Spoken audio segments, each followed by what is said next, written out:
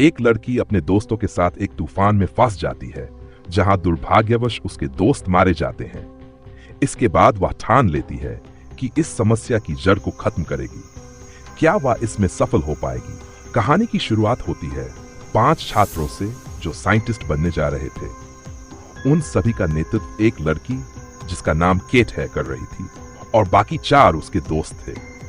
ये लोग मौसम साइंटिस्ट थे, यानी ऐसे साइंटिस्ट जो मौसम की स्थिति के बारे में जानकारी रखते हैं। यहाँ केट एक वीडियो बना रही थी और कहती है कि मैंने एक रासायनिक द्रव्य तैयार किया है जिससे हम तूफान में बीज छोड़ने वाले हैं, क्योंकि इस रासायनिक द्रव्य की मदद से हम तूफान को रोक सकते हैं। इसके बाद ये सभी लोग अपनी गाड़ियों के साथ आगे बढ़ने लगते हैं। जब ये लोग तूफान के पास पहुंचते हैं, तब केट का एक दोस्त जिसका नाम जावी था, पीछे अपनी गाड़ी रोक देता है, क्योंकि वह यंत्रों को सक्रिय करने और तूफान का माप लेने वाला था। वहीं केट और बाकी साथी रासायनिक कैन्स के साथ आगे बढ़ते हैं। जैसे ही ये लोग तूफान के करीब पहुंचते हैं, सब कुछ धुंधला होने लगता है। इससे केट थोड़ी घबरा जाती है, लेकिन तभी वह देखती है कि तेज हवा उनकी ओर बढ़ रही है, जो इतनी तेज थी कि सारे कैन्स पलट जाते हैं। ये देख सभी लोग गाड़ी से बाहर निकलते हैं और सारे कैन्स खोलकर रासायन को बाहर छोड़ देते हैं। अब जैसे ही तूफान तेज गति से आता है और कैन्स से टकराता है, रासायन तूफान में मिल जाता है।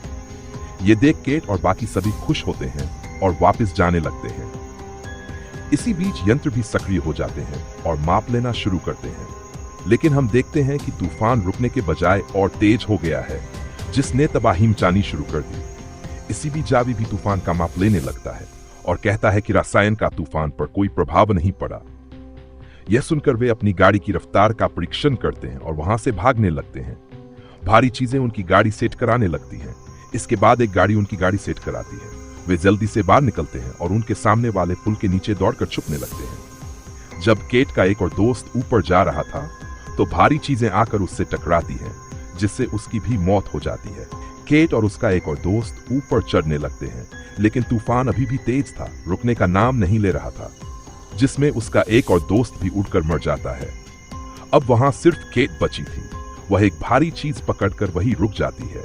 कुछ घंटों बाद जब तूफान रुकता है, केट बाहर आती है। हर जगह तबाही का मंजर था, जिसे देखकर केट बहुत परेशान और दुखी हो जाती है। अब इन लोगों या मौसम विभाग को इस बात का अंदाजा नहीं था कि यह तूफान इतना बड़ा और खतरनाक होगा और पूरे शहर को अपनी चपेट में ले लेगा। इस घटना में केवल केट और जावी ही बचे थे।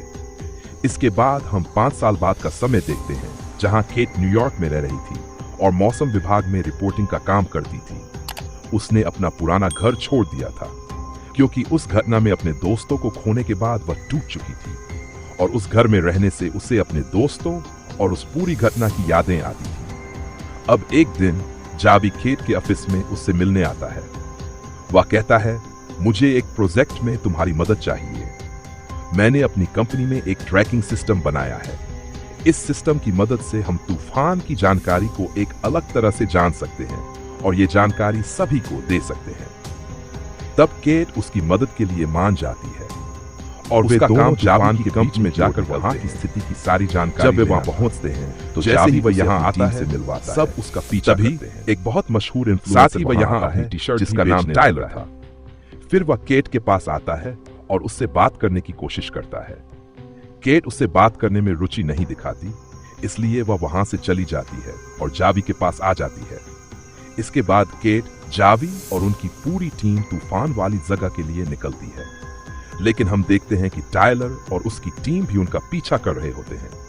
अब टाइलर की कार जावी की कार के बहुत करीब से निकलती है, जिसमें जावी के पास एक गेट था। जल्दीबाजी में जावी की कार एक तरफ हो जाती है, जिससे वे अपनी टीम से अलग हो जाते हैं। ये दोनों तूफान के पास पहुंच चुके थे। तूफान और भी भयानक होता जा रहा था, इसलिए वे जल्दी से गाड़ी से उतर जाते हैं। जावी अपने उपकरणों को सक्रिय करना शुरू कर देता है, जबकि केट तूफान को देख रही थी। अब उसका तूफान का डर फिर से बढ़ने लगता है। ये देखकर वह बहुत घबरा जाती है और जावी से वापस चलने के लिए कहती है। वह काफी समय ले रहा था, इसलिए वह अपना काम अधूरा छोड़कर वापस आता है, लेकिन इससे जावी को केट पर बहुत गुस्सा आता है। तभी हम देखते हैं कि टायलर अपनी टीम के साथ एक मजेदार कार में तूफान के बीच से गुजरने लगता है। वह कार को पूरी तरह सुरक्षित करने का फैसला करता है ताकि उसे खतरे से बचाया जा सके और उसका संतुलन बना रहे। इसके लिए वह जमीन में ड्रिल करके उसे सुरक्षित करता है ताकि कार पूरी तरह स्थिर रहे। फिर ये लोग तूफान के अंदर जाकर पटाखे जलाते हैं और खूब मजा करते हैं। दूर से केट और जावी भी उन्हें ऐसा करते हुए देख रहे थे। वे भी बहुत हैरान थे। अब देखते ही देखते शाम हो जाती है और ये लोग एक होटल में जाते हैं। टायलर और उसकी टीम भी उसी होटल में रुकी थी जहां वे पहली बार केट से मिलते हैं। केट उनसे बात करना शुरू करती है। पता चलता है कि इस टीम के हर सदस्य को तूफान के बारे में काफी जानकारी है। टायलर खुद भी एक बड़ा साइंटिस्ट है, जिसे जानकर वह बहुत हैरान होती है। अब जावी एक आदमी से मिलता है और जिन लोगों की संपत्ति तूफान में बर्बाद हो गई थी, उनकी जमीन वह उस आदमी को दिखाने लगता है जो एक डीलर था। अब टायलर केट से दोस्ती करने की कोशिश करता है। इसी बीच उन्हें एक और तूफान की खबर मिलती है। ये जानकर उनकी टीमें उस दिशा में निकल पड़ती हैं। थोड़ी दूर पर उन्हें अपने सामने दो तूफान दिखाई देते हैं। एक बहुत खतरनाक दिख रहा था, जबकि दूसरा इतना शक्तिशाली नहीं था। अब रिपोर्ट बनाने के लिए वे सभी शक्तिशाली तूफान की ओर जाने लगते हैं। लेकिन तभी केट को पता चलता है कि हवा की दिशा बदल रही है। इसीलिए वह जावी से कहती है कि वे कम हिंसक तूफान की ओर जाएं। पहले तो उन्हें इस पर थोड़ा शक हुआ, लेकिन फिर वे उस ओर जाने लगते हैं। लेकिन हम देखते हैं कि जैसे ही हवा की दिशा बदलती है, तो जहां टायलर अपनी टीम के साथ था, वहां हवा चलने लगती है। इसके बाद एक हल्का तूफान आता है और रुक जाता है, जबकि दूसरी ओर केट और उसकी टीम को खतरनाक तूफानों और भयानक चीजों का सामना करना पड़ता है। लेकिन इस बार केट नहीं डरती। उसने साहस दिखाया और जावी का समर्थन किया। इस बार जावी अपने उपकरणों को सक्रिय करने में सफल हो जाता है। जब केट नक्शे को देखती है तो उसे पता चलता है कि आसपास का गांव भी तूफान के कारण भारी क्षति में है। ये जानकर केट बहुत दुखी होती है और अब वह ग्रामीणों की मदद करना चाहती थी। जब वह गांव के पास आती है तो देखती है कि टायलर पहले से ही अपनी टीम के साथ लोगों को खाना खिलाकर उनकी मदद कर रहा है। टायलर का एक कर्मचारी उसे बताता है कि हम अपनी चीजें बेचकर इन गरीब लोगों की मदद करते हैं। यह सुनकर केट का दिल टायलर की करुणा से भर जाता है।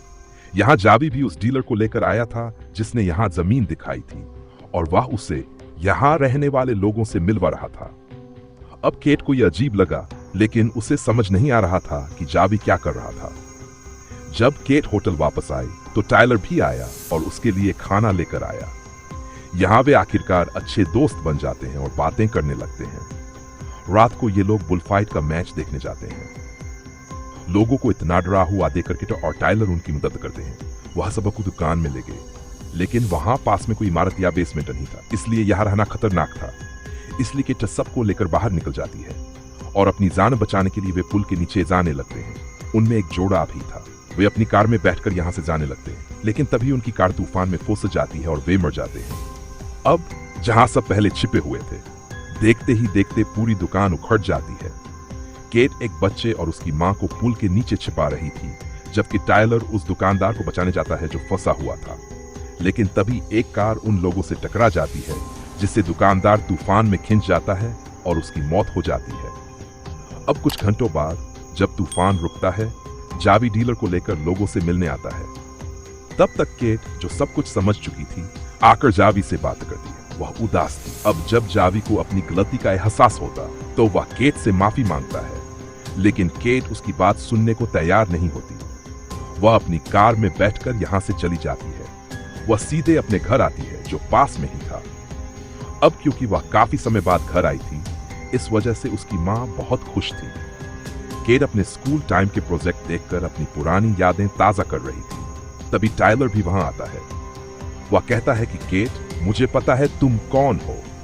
मैंने तुम्हें खबरों में देखा था, और जो कुछ भी तुम्हारे साथ हुआ उसमें तुम्हारी कोई गलती नहीं है। इसके बाद टायलर, केट और उसकी मां साथ में खाना खाते हैं। अगले दिन टायलर केट से अपने पुराने प्रोजेक्ट पर काम करने की बात करता है, जिसकी मदद से वह तूफान को रोक सकती थी। लेकिन यह सुनकर केट उदास हो जाती है। वह रोते हुए टायलर से कहती है कि मैं ये कैसे कर सकती हूँ, क्योंकि मेरा दोस्त इस प्रोजेक्ट का मालिक है। वह टायलर से नाराज भी हो जाती है कि उसने इस बारे में बात क्यों की और गुस्से में उसे कहती है कि वह उसके घर से चला जाए। लेकिन शाम को जब टायलर जाने लगा तो केट उसे रोक लेती है। वह उससे माफी मांगती है और उसे रुकने के लिए कहती है क्योंकि अब उसे अपने प्रोजेक्ट में टायलर की मदद की जरूरत थी। वह अपने प्रोजेक्ट पर दोबारा काम करने के लिए तैयार थी। इसके बाद दोनों मिलकर प्रोजेक्ट पर काम करना शुरू करते हैं। उनकी रेटिंग्स और सब कुछ कुल सही था। इसके बाद वे मिकल के डिब्बे लेकर फिर से तूफान में जाते हैं। तूफान के बीच में वे केमिकल को वहां छोड़ देते हैं। तभी तूफान बहुत तेज हो जाता है, लेकिन फिर धीरे धीरे उसकी रफ्तार कम होती है और वह पूरी तरह से रुक जाता है। वह बहुत खुश हो जाती है। आज मेरा प्रोजेक्ट आखिरकार सफल हो गया। अगले दिन जावी भी केट से मिलने आया। वह उससे माफी मांगता है और कहता है कि मुझे अपने प्रोजेक्ट के लिए पैसे की जरूरत थी, इसलिए फंडिंग के लिए मैंने डीलर से बात की और गलत रास्ता अपनाया। फिर केट भी उसे माफ कर देती है। अगले दिन केट और टायलर फिर से तूफान में जाने लगे। इस बार टायलर की पूरी टीम उनके साथ थी। साथ ही जावी और उसकी टीम भी उन्हें ज्वाइन कर रही थी। जब जावी आगे बढ़ता है तो ये लोग बहुत डरे हुए थे। ये देखकर तूफान इतना तेज हो रहा था कि उनके सामने कुछ भी दिखाई नहीं दे रहा था। जावी की कार पलटने लगी। पास के मिल में अचानक इस तूफान के कारण बिजली की खराबी हो जाती है, जिससे एक के बाद एक विस्फोट होने लगते हैं और पूरा मिल आग की चपेट में आ जाता है। अपनी कार को इस तरह देखते हुए जावी वापस जाने लगता है। ये देखकर टायलर, केट और बाकी सभी लोग भी शहर की ओर जाने लगते हैं, क्योंकि ये तूफान इतना भयानक था कि सब कुछ फंस सकता था। जब ये लोग शहर पहुंचे तो हर जगह अफरा तफरी मची हुई थी। ये देखकर केट और टायलर लोगों को उनके सामने वाले थिएटर में जाने के लिए कहते हैं, लेकिन अचानक एक बस आकर टायलर से टकरा जाती है और उसका पैर उसके नीचे फंस जाता है और एक पानी का टैंक भी उन पर गिरने वाला होता है। लेकिन सही समय पर जावी आता है और टायलर को बाहर निकालता है। अब ये तीनों थिएटर में छिपने के लिए चले जाते हैं, लेकिन फिर पूरे थिएटर की छत टूट जाती है और तूफान में फंसने के कारण कई लोगों की मौत हो जाती है। ये देखकर केट सभी को शांत करने का निर्णय लेती है और बिना किसी को बताए वह केमिकल के डिब्बों वाली गाड़ी निकाल लेती है, ताकि वह आखिरकार अपने प्रयोग को सफल बना सके। सभी कठिनाइयों को सहन करते हुए वह तूफान में फंस जाती है। सबसे पहले वह गाड़ी को सुरक्षित करती है, फिर वह उपकरण सक्रिय करती है और केमिकल छोड़ देती है। देखते ही देखते सारे केमिकल तूफान में जाने लगते हैं, जिससे आकाश हिलने लगता है। इसकी तीव्रता बढ़ने लगी। अब केट इसमें बच जाती है, लेकिन धीरे धीरे केमिकल तूफान में घुलने लगते हैं, जिससे तूफान धीरे धीरे रुकने लगता है। फिर कुछ ही मिनटों में सब कुछ शांत हो जाता है, यानी तूफान पूरी तरह से थम गया था। जब सभी ने देखा कि खतरा खत्म हो गया है तो वे बाहर आ गए। टायलर और जावी केट के पास जाते हैं, जिसकी गाड़ी पलट चुकी थी और वह किसी तरह बाहर निकल आई थी, लेकिन सौभाग्य से उसकी जान बच गई थी, पर वह घायल हो गई थी। इसके बाद बाकी सभी लोग भी वहां आते हैं और केट की बहादुरी की सराहना करते हैं। फिर हम देखते हैं कि जावी केट को एयरपोर्ट छोड़ने आया है, क्योंकि वह अपने प्रोजेक्ट के लिए फंडिंग लेने न्यूयॉर्क वापस जा रही है। लेकिन हम देखते हैं कि टायलर, जिसे केट पसंद आने लगी थी, वह भी एयरपोर्ट पर उसके पास आया है। लेकिन उसे पता चलता है कि किसी कारण केट की फ्लाइट लेट हो गई है, इसलिए टायलर उसके साथ वापस लौटता है। फिर हमें बताया जाता है कि केट, टायलर और जावी अब इस प्रोजेक्ट पर साथ काम कर रहे हैं और वे हमेशा साथ रहने और एक साथ काम करने का वादा करते हैं। इसके साथ ही ये शानदार कहानी यहाँ समाप्त होती है।